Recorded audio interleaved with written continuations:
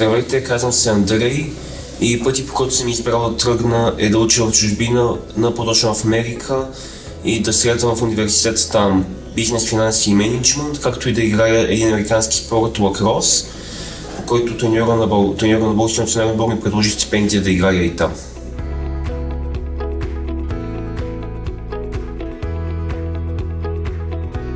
В училище Рьорих не научих само нормалните предмети, като математика и български език, научих се нещо много неща. Научих се от многото семинари, които минахме за нормални човешки ценности, как се справям с нормални проблеми в живота.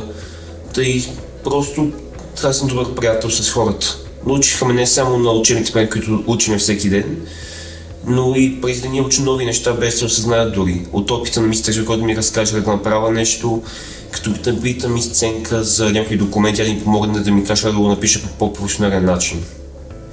Голяма част до някъде ми промени навиците да нося антик навсякъде и къси гащи. Сега да горе да може да уча нещо. Доведе ми някъде имах по-чило към фотографията и че имах опцията в училище да снимам на някои събития, да ми се реши да снимам с моята камера лично. Лично и да изцяло да помагам каквото и да става. Ако има някаква нужда, ми среща може да ме извика, да помагам на мисълка в парламент, в който съм тази година. Тоест ми какво се случва тук. Научих много неща, но от големите неща е тук училището изцяло.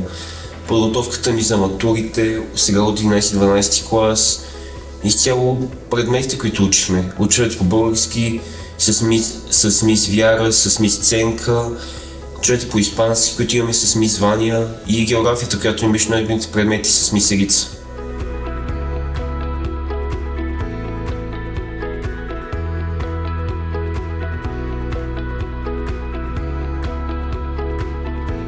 Ще запомням училище Рьорих с нашите екскурзии, които моят клас, благодаря на мис Елица, нашата класна, ни организира в чужбина.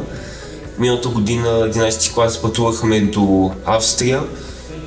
И тази година бяхме до Италия, което беше нещо невероятно и много малко училища могат да си позволят да правят екскурзия в чужбина и дори да само нашия клас с още няколко деца от други класове.